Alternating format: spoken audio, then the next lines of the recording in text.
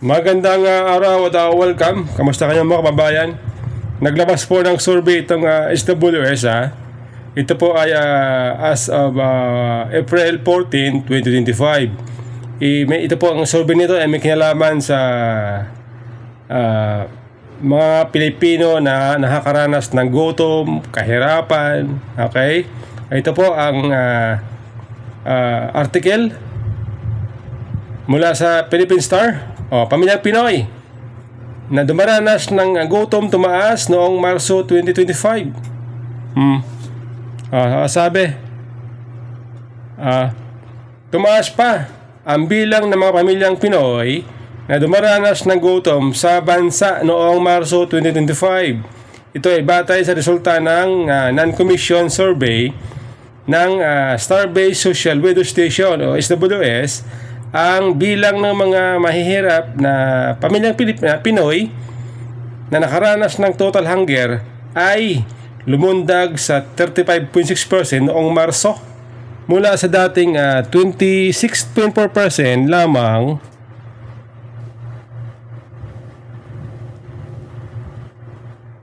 noong Pebrero. Based sa datos, ang total hunger kombinasyon ng moderate at severe hunger ay nagsimulang tumaas mula Enero 2025 22%, 22.3% sa mga tahanang ikonokonsidera ang kanilang sarili na mahirap. Bahagya rin itong tumaas sa mga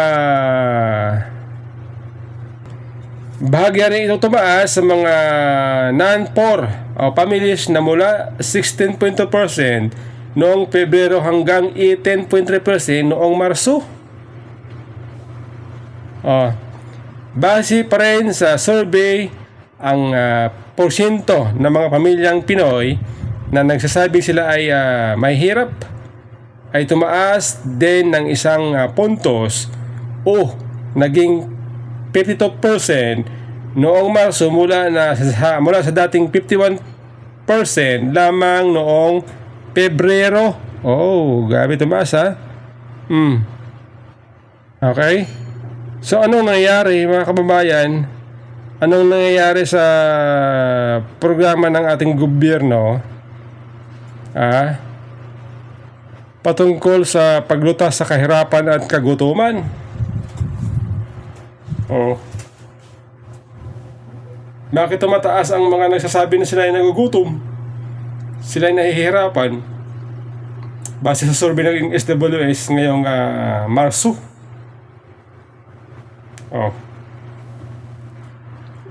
Ano nangyayari sa ahensya ng gobyerno na pinamumunuan nitong si Larry Gadon? Ano nga yun? Ano nga yung ahensya na yun? Poverty alleviation. Yun ba yun? Larry Gadon, sir. Kala ko man naman diba dati pinag-iibang ito ni Larry Gadon? Tumataas daw yung nababawasan daw yung mga nagugutom, yung mga naghihirap. Kasi sabi niya ang kanyang basihan, maraming tao sa fast food, punong-puno.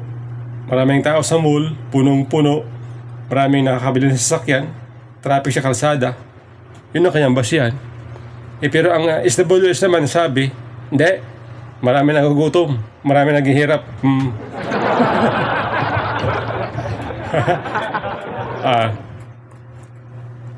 Diba? Hindi ba kamakailan mga kababayan? Patungkol naman sa trust and approval ratings ni PBBM at bagsak, diba? 25%.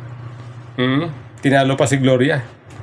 Di ba si Gloria dati pinakamababa ni Gloria noon 30%. So nalampasan na po siya ni BBM. Sa pinaka bagsak na trust and approval ratings. Lagapak. Lagapak nga. Sa tawag na lagapak. Sa salitang Ilonggo, lagapak. Sa amin ganyan lagapak ang survey. Lagapak. Ay, ang problema kasi dyan, ang problema dyan, ay sabi ng palasyo, ng tagapagsalita ng Malacanang, si Undersecretary Claire Castro, yun daw pagbaba ng trust and approval ng ratings ng dating ng Pangulong Marcos ay dahil daw yun sa fake news. Dahil daw sa fake news. Kasi di ba sabi ng survey firm, ang dahilan daw kung bakit bumaba itong trust and approval ratings ng Pangulong Marcos ay dahil sa hindi nasusolusyonan ng mga problema tungkol sa kagutuman, naghihirap, yung inflation rate,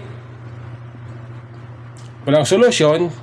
Okay, so dahil dyan, kaya ang publiko ay walang tiwala, hindi approve sa kanila ang performance ni PBBM. Wala rin silang tiwala. Oo. Ako, ang tanong ko, di ba ang survey, di ba, SWS survey, meron silang tauhan, pupunta sa isang lugar, mag-i-interview sila ng tao, sasabihin, kayo po ba ay nakakaranas ng gutom? Kayo po ba ay nakakaranas ng hirap? Kung ang tao na yun itinanong mo, totoo na siya ay nakaranas ng hirap at gutom, sasabihin niya, oo, totoo po, kami ay nakakaranas ng kahirapan, gutom. So yun ba fake news? Fake news po ba yun? Kapag nagsabi yung tao na siya ay nagugutom, siya ay naghihirap, fake news po ba yun?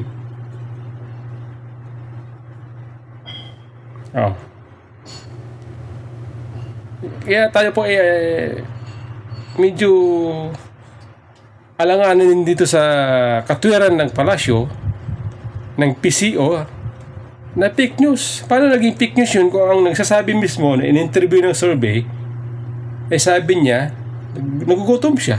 Paano naging fake news yun? O halimbawa ako, in-interview ako ng survey firm, tinanong ako, kayo po ba Mr. Page Life Channel kayo po ba ay nakakaranas ng gutom? Sabihin ko, opo. Nahirapan po kami makapag-provide ng aming pangangailangan, panggastos araw-araw. Yan po ba fake news?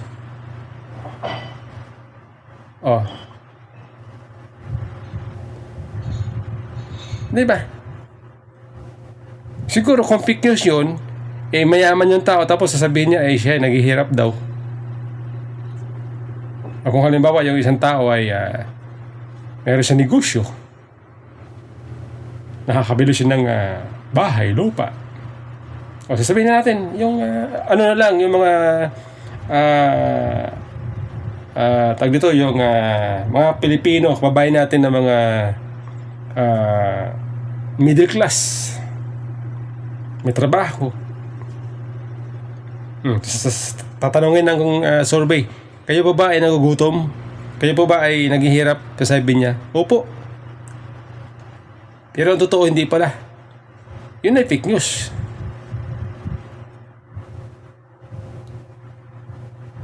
Ibig sabihin, nagsisinungaling. So, ibig ba sabihin yung mga tao na yun na in-interview ng survey, ganon, sinungaling sila? Ayun, tanong natin sa Malacanang. Ngayon, sabi, kung bakit bagsak din, nagapak din ang trust rating ni PBBM, ay tinuturo ang dahilan kasi nga, dahil dun sa pagka-aristo kay PRRD, sympathy daw yun ng tao, ng mga publiko. Ay sa akin palagay naman kung bakit nawala ng tiwala, lalong na magapak ang trust rating ni PBBM kasi nga, nung una kasi sabi niya, walang karapatan ng ICC na makialam sa posisyon ng ating bansa. Walang karapatan ng ICC na manghimasok sa ating bansa. Oh, di ba nung una? Oh, si BBM, si Rimulya, ganun noon ang katwiran eh. Yung mga sinasabi. Pero nagulat tayo na bigla na lamang, bigla-bigla agad-agad, sa isang iglap, boom! Ando na sa tatadigong sa ICC. Oh. Kaya siyempre ang tao, tika, sinungaling pala ito si PBBM, di ba? Ganon eh. Ganon po ang ating masasabi kasi nga, nung una, talagang matigas ang paninindigan ng Pangulo